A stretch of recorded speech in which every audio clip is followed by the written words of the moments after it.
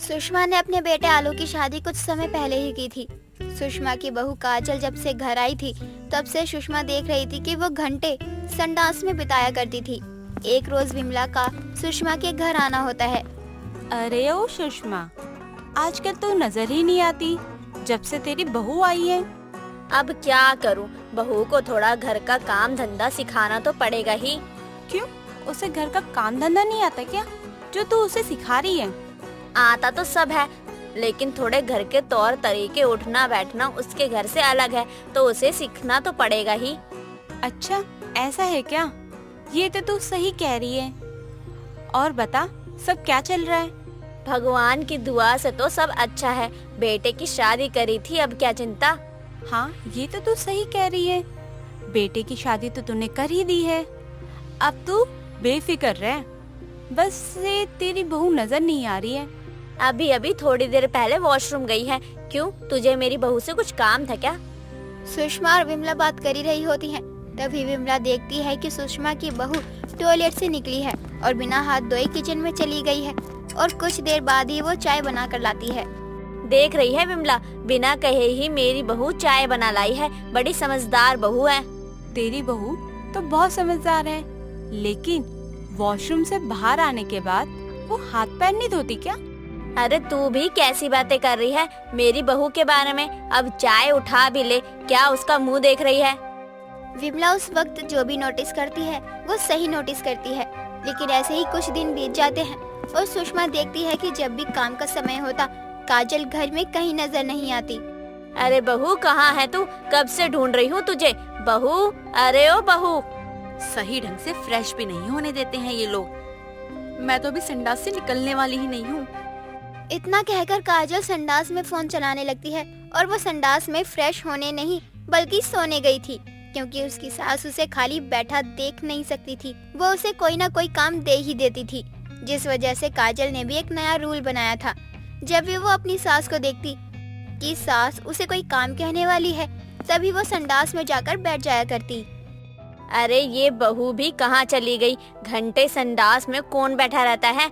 बहू, अरे ओ बहू, कहीं गर्मी से बेहोश तो नहीं हो गई? बाहर निकल। सुषमा अपनी बहू को काफी आवाज लगाती है, लेकिन सुषमा की बहू काजल अपनी सास को कोई जवाब नहीं देती। सुषमा को काजल की हरकतों पर गुस्सा आ रहा होता है, तभी वो जाकर सोफे पर बैठ जाती है। कुछ देर बाद पसीने में लथपथ काजल संडास से बाहर निकलती है। अरे माँ जी, क्या बात है? क्यों इतना शोर मचा रहे हैं आप? मैं आ ही तो रही थी, और आपको तो पता नहीं है क्या, ज्यादा शोर शराबे से मेरा पेट खराब हो जाता है।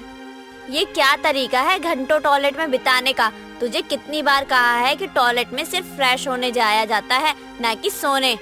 माँ जी, मुझे ना पता ही नहीं चला कि मैं संडास में कब सो गई। लेकिन कुछ भी कहो, संडास में नींद बहुत अच्छी आई। सच में तू संडास में सो रही थी? अगर ऐसा है तो लानत है मुझे, तेरी जैसी बहू होने पर भला संडास में कौन सो सकता है? अब मैं घर में सोती तो आप मुझे 4 बार उठाने आ जाती, लेकिन संडास में नींद आ गई तो आपने मेरा यहीं बैठ के इंतजार किया। वैसे कुछ भी कहो, जगह तो बहुत अच्छी है। बहू, तेरा दिमाग तो ठीक है ना? तू कैसी बातें कर रही है? भला संडास में कौन सोता है? अरे संडास से तो नेगेटिव ऊर्जा आती है, और अब तू वहाँ सोकर आई है तो बिना नहाए ही किचन में खाना बनाने भी जाएगी? नहीं नहीं, तेरे हाथों का खाना भी नहीं खाना घर में किसी को भी। अरे माँ जी, वो ना मेरी आंख बंद हो गई थी, और कुछ नहीं। जैसा आप सोच रही हैं वैसा कुछ भी नहीं है। और आप सोच क्या रही हैं, ये तो मुझे मालूम ही नहीं है। सुषमा को जब से पता चला था कि उसकी बहू संडास में सोने लगी है तो उसे बहुत अजीब लगता है। अब सुषमा अपना ज्यादातर काम खुद किया करती थी, क्योंकि उसे अपनी बहू का काम अच्छा नहीं लगने लगा था। एक रोज सुषमा के घर उसकी ननद कुंती का आना होता है। अब माँ जी ने अपनी ननद को बुला लिया है। ये भी मुझसे उतना ही काम करवाएगी जितना माँ जी मुझसे करवाती है। लेकिन कोई बात नहीं, जब इन्हें भी पता लगेगा कि मैं संडास में सोती हूँ और जागती हूँ तो ये तुरंत वहाँ से निकल जाएंगी। अरे बहू, कहाँ है? दीदी घर आई है, जरा चाय पानी तो लिया। लगता है तेरी बहू कहीं गई है। तुझे बताकर घर से बाहर नहीं जाती क्या? अभी तो नहीं है, ये हाल है, पुरानी हो गई तो तेरे सर पर नाचेगी। अरे नहीं दीदी, बस यहीं कहीं होगी। हो सकता है टॉयलेट गई हो, काफी समय से उसका पेट गड़बड़ चल रहा है। तो ज्यादातर वो समय संडास में ही बिताती है। सुषमा और कुंती दोनों बातों में लगी होती हैं, लेकिन फिर भी काजल का कहीं अता पता नहीं होता। तभी वहाँ सुषमा की पड़ोसन विमला का आना होता है। क्या बात है, तुझे भनक लगी जाती है कि मेरे घर कोई आया है? मैं तो दीदी की आवाज सुन के चली आई, और वैसे तेरी बहू कहीं नजर नहीं आ रही है। अरे विमला, क्या बताऊं, लगता है दीदी के आने के बारे में उसे पता चल गया है, तब से संडास में बैठी हुई है। मैं तो इस औरत से परेशान हो गई हूँ। अगर दीदी को पता चला कि मेरी बहू संडास में बैठी रहती है तो वो मेरे घर का पानी भी न पिए। रुक, मैं उसे संडास से लेके आती हूँ। तब तक तू एक काम कर, दीदी को बातों में लगा दे। अरे दोनों के बीच में क्या बातें हो रही है? मेहमान मैं हूँ और अनजान मुझे ही महसूस करवाया जा रहा है। नहीं नहीं, मैं तो बस कह रही थी कि दीदी आई है तो थोड़ा बिजी रहूंगी। बाजार जाने के लिए विमला कह रही थी मुझे। अच्छा, हाँ 2-3 दिनों के लिए ही आई हूँ, उसके बाद तो घर जाना ही है। वैसे तेरी बहू अब तक आई नहीं? दीदी बताया ना, उसका पेट खराब है। जैसे ही निकलती है वैसे ही दोबारा उसे फिर से जाना पड़ता है। विमला अब संडास के पास जाकर संडास का दरवाजा पीटने लगती है। तभी कुछ देर बाद ही संडास से काजल पसीने में लथपथ निकलती है और उसकी आंखें लाल लाल हो चुकी थी, क्योंकि वो संडास में ही गहरी नींद में चली गई थी। क्या बात है, तुझे कहीं सोने की जगह नहीं मिली है जो तू यहाँ सो रही है? तेरी सास बाहर परेशान हो रही है कब से कि बहू आएगी और दीदी को चाय नाश्ता देगी, लेकिन तूने तो दिमाग खराब करके रखा हुआ है। भला यहाँ कौन सोता है? मुझे पता ही नहीं चला कि मुझे कब नींद आ गई। वैसे नींद अच्छी आई थी। विमला काकी, आप भी कभी संडास में सो कर देखिएगा। अरे बहू, चाय पानी तो दे दे दीदी को। कहाँ थी और ये क्या हाल बना रखा है अपना? कहीं संडास में बेहोश तो नहीं हो गई थी तू? कहीं तेरी बहू को संडास में सोने की आदत तो नहीं है? अरे ये संडास से निकलकर किचन में भी तो जाती है इसी हालत में। ना बाबा ना, मैं तो अब तेरे घर में 1 मिनट भी नहीं रुकने वाली हूँ। अरे दीदी, बस ऐसे नींद आ गई होगी, पेट खराब है ना, थोड़ा कमजोर ही महसूस कर रही होगी इसलिए। अरे तो घर में जाकर आराम करे, संडास में कौन सोता है? नहीं सुषमा, तेरे घर में बरकत नहीं होगी अगर तेरी बहू की यही हरकतें रही तो। ये तो आप ठीक कह रही हैं, लेकिन मैं क्या करूं? इसे संडास में सोने की आदत है और मैं इस आदत से बहुत परेशान हो चुकी हूँ। और मैंने आपकी आदतों से परेशान होकर संडास में सोने का फैसला लिया है।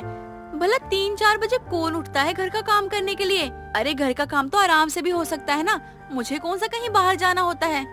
बहू, तो तू ये बात मुझसे भी कह सकती थी, ऐसे हरकतें करने की क्या जरूरत थी? वैसे तू सास बनने के बाद तू कुछ ज्यादा ही अत्याचार करने लगी अपनी बहू पर। जिस तरह तू अपनी बेटी पर करती थी, तू कभी नहीं सुधरने वाली है, लेकिन तेरी बहू ही तुझे सुधारेगी।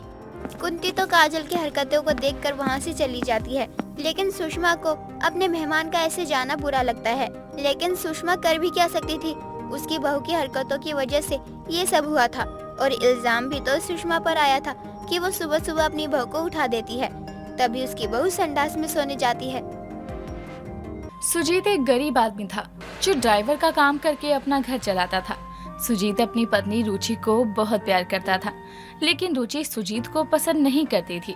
वो किसी पैसे वाले इंसान से शादी जो करना चाहती थी, लेकिन किस्मत को शायद कुछ और ही मंजूर था, जिसके चलते उसकी शादी सुजीत से होती है। एक रोज सुबह के समय रुचि अपना सर पकड़कर कमरे में बैठी थी। तभी सुजीत उसके लिए चाय लेकर आता है और कहता है, क्या हुआ रुचि जी, आप ठीक तो है ना? ये कैसा सवाल है आपका? आपके सामने इंसान सर पकड़कर बैठा हुआ है, उसके बाद भी आप पूछ रहे हैं कि ठीक हो या नहीं। अरे अगर वो ठीक ही होता तो सर पकड़कर क्यों बैठा होता? कैसे अजीब इंसान हैं आप। जाए यहाँ से, मेरे सर में बहुत दर्द हो रहा है। सॉरी, गलती हो गई। वो मैं तुम्हारे लिए चाय लेकर आया था, अदरक वाली। इसे पी लो, देखना कुछ टाइम में तुम्हारा सर दर्द ठीक हो जाएगा। मेरा सर दर्द चाय पीने से ठीक नहीं होगा। मुझे जब सर दर्द होता है तो मुझे दवाई लेनी ही पड़ती है। कोई बात नहीं, एक काम करो, तुम अभी चाय पी लो, उसके बाद कुछ खाकर दवा भी खा लेना।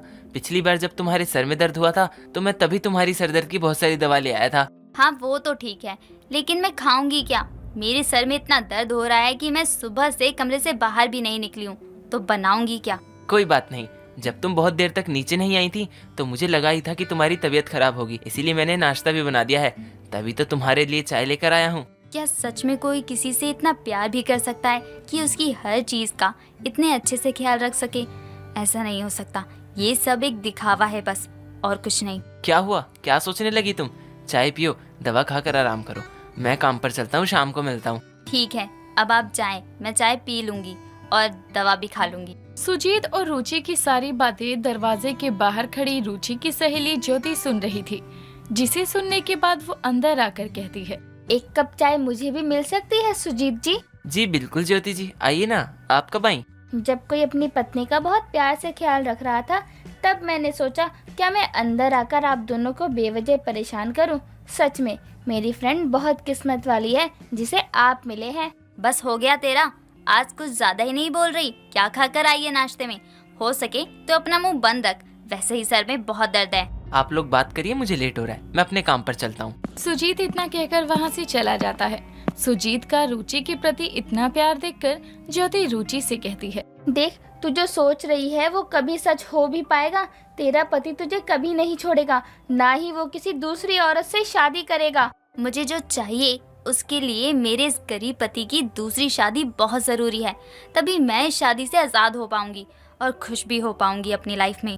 जानती हूँ, आज भी मुझे वो दिन याद है जब तू हांफते हुए मेरे घर आई थी और तूने कहा था। ज्योति अपने घर के हॉल में आराम से बैठी किताब पढ़ रही थी। तभी रुचि भागते हुए ज्योति के घर आती है और कहती है, यार मुझे आज मार्केट से आते हुए समीर मिला था। उसने मुझे सारी बातें बताई कि वो उस दिन हमारी शादी में क्यों नहीं आ पाया था। सच में आज उससे मिलकर मुझे फिर से जीने की वजह मिल गई है। तेरा दिमाग तो ठीक है? जो इंसान तुझसे शादी करने का वादा करके तुझे शादी के मंडप में छोड़कर भाग सकता है, तो वो सच बोल सकता है क्या? वो सिर्फ एक अमीर बाप की बिगड़ी हुई औलाद है बस। नहीं यार, ऐसा कुछ नहीं था। उस दिन शादी में ना आना उसकी मजबूरी थी और मैं उसके सिवा किसी और से प्यार नहीं कर सकती। अपना दिमाग ठीक कर ले, क्योंकि तू भूल गई है अब तेरी शादी किसी और के साथ हो चुकी है और तू इस घटिया और झूठे इंसान के लिए उस इंसान को धोखा देगी जो तुझसे इतना प्यार करता है। लगता है तुझे मेरे पति से कुछ ज्यादा ही हमदर्दी है। सीधे सीधे क्यों नहीं कहती कि जब से तू मेरे पति से मिली है तब से तू उसे पसंद करने लगी है? नहीं नहीं, ऐसा कुछ नहीं है, तू गलत समझ रही है। मैं बस उनकी इज्जत करती हूँ, इसलिए तुझे समझा रही हूँ। समीर का सपना छोड़ दे, वो तुझे नहीं मिलेगा, क्योंकि तेरा पति तुझे कभी नहीं छोड़ेगा, क्योंकि वो तुझसे बहुत प्यार करता है और जब तक वो तुझे नहीं छोड़ेगा तू किसी और के साथ नहीं जा सकती है।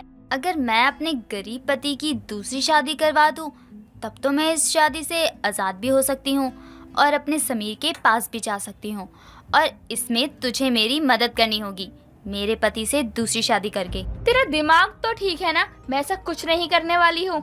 ठीक है, तू नहीं करेगी तो मैं किसी और को ढूंढ लूंगी, लेकिन मैं अपने गरीब पति की दूसरी शादी करवा के ही रहूंगी, फिर चाहे कुछ भी हो। मुझे ऐसा लगा कि तू मेरे पति को पसंद करती है, इसलिए मैंने तुझे कहा, पर कोई बात नहीं। रुचि इतना कहकर वहाँ से जाने लगती है। तभी ज्योति उसे रोकते हुए कहती है, मैं तेरी बात मानने के लिए तैयार हूँ। मुझे तेरे पति से शादी करने में कोई परेशानी नहीं है। तू बता मुझे क्या करना है? जो भी करना है समीर का फोन आने के बाद करना। मैंने उसे तेरा नंबर दे दिया है। अब जिस दिन सारी तैयारी करके वो तुझे कॉल करेगा उस दिन तुझे मेरे घर आना है। आज भी वो बात मेरे कानों में गूंजती है। हर वक्त यही सोचती हूँ कि जो हम करने की सोच रहे हैं क्या वो सही है? धोखा मैं अपने पति के साथ कर रही हूँ और दुख तुझे हो रहा है। तुझे तो तेरी पसंद मिल रही है ना, तो तू उसी में खुश क्यों नहीं रहती? और तुझसे शादी करके मेरे गरीब पति की भी हालत सुधर जाएगी। तू आज यहाँ आई है, मतलब समीर की कॉल आ गई है, सारी तैयारियाँ हो गई ना? हाँ, लेकिन तू अपने पति को दूसरी शादी के लिए कैसे मनाएगी? वो तू मुझ पर छोड़ दे। कुछ समय बाद ज्योति वहाँ से चली जाती है। ऐसे ही समय बीतता है। समय के साथ रुचि सुजीत को अपनी झूठी जानलेवा बीमारी के बारे में बताकर उसे अपनी सहेली ज्योति से दूसरी शादी के लिए मजबूर करना शुरू करती है। तभी एक रोज सुजीत रुचि से कहता है, तुम ये सब क्या कह रही हो? तुम्हें हुआ क्या है? मुझे बताओ, मैं तुम्हारा इलाज करवाऊंगा। जब मुझे खुद बीमारी का नाम नहीं पता तो इन्हें क्या बताऊं? देखिए, मैं अब आपको परेशान नहीं करना चाहती, बस मरने से पहले आप मेरी ये आखिरी इच्छा पूरी कर दीजिए। मेरी सहेली से दूसरी शादी करके क्या आप मेरे लिए इतना भी नहीं कर सकते? रुचि के बार बार कहने पर सुजीत ज्योति से दूसरी शादी करने के लिए राजी हो जाता है, जिसे सुनकर वो बहुत खुश थी और शादी की तैयारियां करती है, इस बात से अनजान कि सुजीत की उसकी पत्नी अपने फायदे के लिए दूसरी शादी करवाना चाहती है। वो उसकी लंबी आयु के लिए सभी मंदिरों में माथा टेकने के लिए जाया करता था। एक रोज सुबह के समय ज्योति मंदिर जाती है, जहां वो सुजीत को घुटनों के बल मंदिर की सीढ़ियां चढ़ते हुए देखकर हैरान थी और वो उसके पास जाकर कहती है, सुजीत जी, आप ये क्या कर रहे हैं? ज्योति जी, लोग कहते हैं कि भगवान से सच्चे दिल से जो मांगो वो देते हैं, और मैंने इस मंदिर का बहुत नाम सुना है कि जो भी इस मंदिर की सीढ़ियां घुटनों के बल चढ़कर पूरी करता है उसकी मनोकामना पूरी होती है। शायद मेरी भी हो जाए और मेरी पत्नी की जान बच जाए। सुजीत की बातें सुनकर ज्योति को रुचि का साथ देते हुए और पछतावा होता है और वो चुपचाप वहाँ से चली जाती है। ऐसे ही समय बीतता है और समय के साथ रुचि अपने गरीब पति की दूसरी शादी करवा देती है, जिसके बाद वो अपना सारा सामान पैक करके अपने बॉयफ्रेंड से मिलने के लिए उसकी बताई हुई जगह पर जाती है।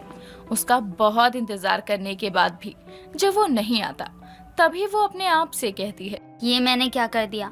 अपने ही हाथों से अपनी जिंदगी खराब कर ली, वो भी ऐसे धोखेबाज इंसान के लिए जिसने एक बार नहीं 2-2 बार मुझे धोखा दिया। इस तरह से रुचि के गरीब पति की दूसरी शादी तो हो जाती है, लेकिन गलत इंसान पर भरोसा करने की वजह से उसकी पूरी लाइफ खराब हो जाती है और अपनी इस गलती की सजा उसे पूरी जिंदगी भुगतनी पड़ती है। माला सुबह सुबह अपनी सौतेली बेटी को ताने दे रही होती है। महारानी एक तो सुबह लेट उठती है, ऊपर से अब तक इसका काम नहीं हुआ है। सुबह के 10 बजने को है, लेकिन अभी तक ये घर के कामों में ही लगी हुई है। अरे कर तो रही है बेचारी काम, और कितना काम करेगी घर का। जरा एक बात बताना, तुम या तुम्हारी बेटी कितना काम करती है घर का? मेरी बेटी के बारे में एक शब्द कहा तो तुम्हारे लिए अच्छा नहीं होगा।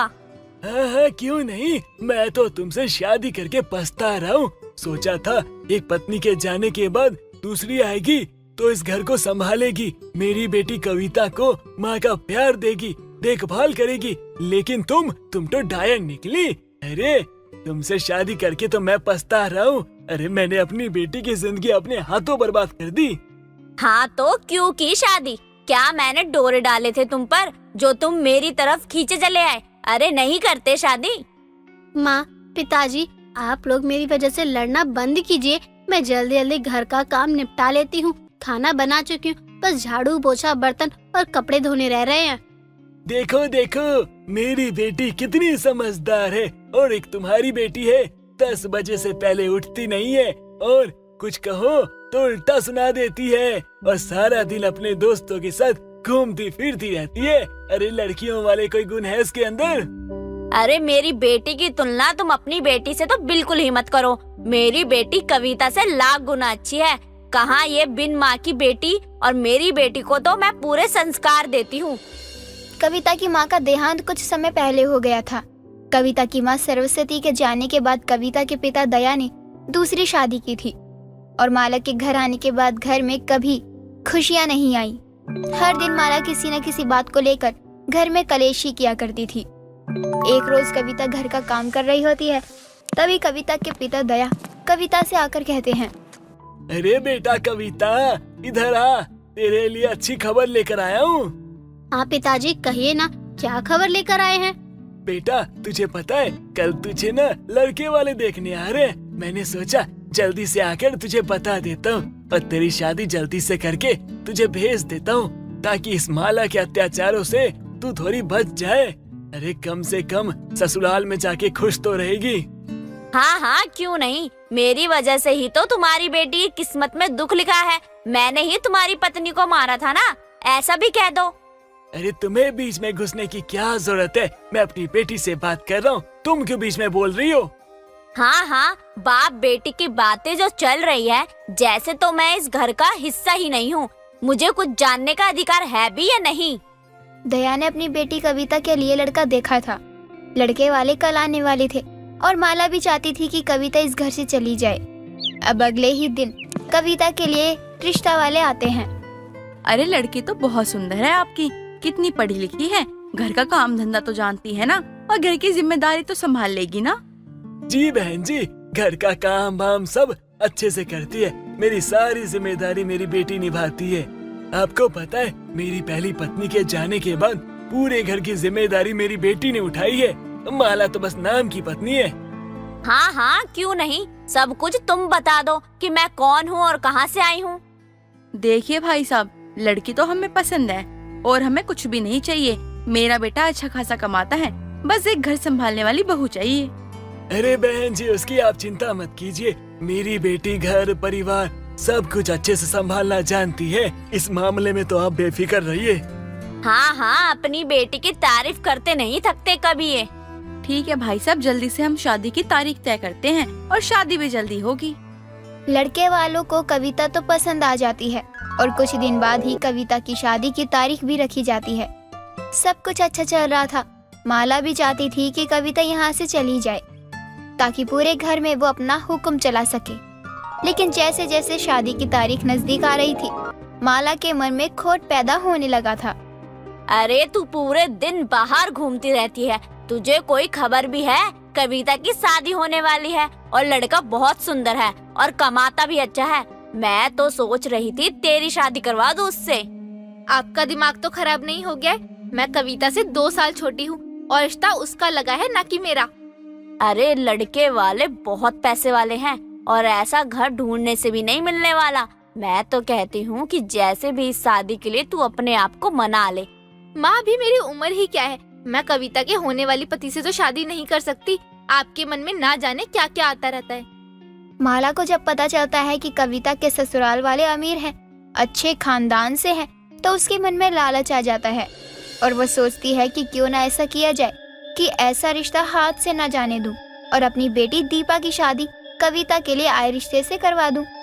ऐसे ही समय बीतता है और शादी का दिन नजदीक आ जाता है। अब शादी वाले दिन माला के मन में खुराफाती चल रही होती है।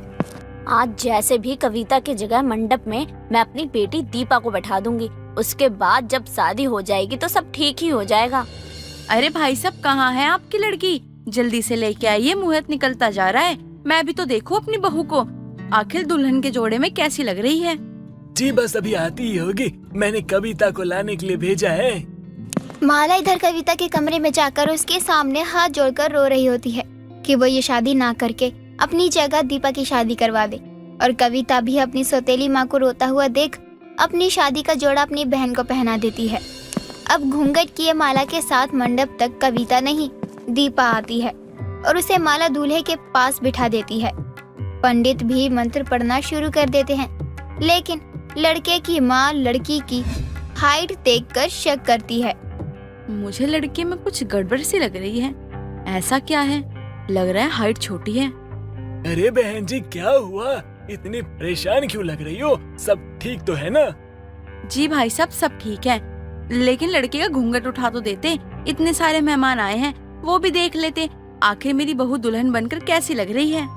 अरे बहन जी, आप इतनी चिंता क्यों करती हो? अभी माला को कहता हूँ, बिटिया का घूंघट उठा देगी। नहीं नहीं, आप रहने दीजिए, मैं खुद ही अपनी बहू का घूंघट उठाती हूँ। आखिर मैं भी तो देखूं मेरी बहू कैसी लग रही है। इतना कहने के बाद लड़के की माँ मंडप पर जाकर दुल्हन का जैसे ही घूंघट उठाने लगती है, माला लड़के की माँ का हाथ पकड़ लेती है। अरे अरे, इतने शुभ मुहूर्त में आप दुल्हन का घूंघट उठा रही हैं। मंगलसूत्र और सिंदूर दान तो हो जाने दीजिए। अरे मैं बस अपनी बहू का चेहरा देखना चाह रही थी और कुछ भी नहीं। बस एक बार चेहरा देख लूं, उसके बाद शादी होती रहेगी। नहीं नहीं, ऐसे कैसे आप इस शादी से पहले लड़की देख सकते हैं? वह हमारे रिवाज में नहीं है। लड़कियों का घूंघट शादी के बाद ही उठता है। माला के घूंघट ना उठाने देने पर अब लड़के की माँ को और भी ज्यादा शक होने लगा था और वो माला की एक ना सुनते हुए दुल्हन का घूंघट जैसे ही उठाती है, वो हैरान रह जाती है क्योंकि दुल्हन के भेष में वहाँ कविता नहीं बल्कि दीपा थी, जिसे देखकर लड़के के माँ का गुस्से का ठिकाना नहीं रहता। ये शादी नहीं हो सकती, ये तो मेरी बहू है ही नहीं। आपने किसको बिठा दिया मंडप पे? दीपा, तू यहाँ क्या कर रही है? और कविता कहाँ है? माला, कविता कहाँ है? क्या किया तुमने मेरी बेटी को? कहाँ रखा उसे? पिताजी, मुझे शादी से बचा लीजिए।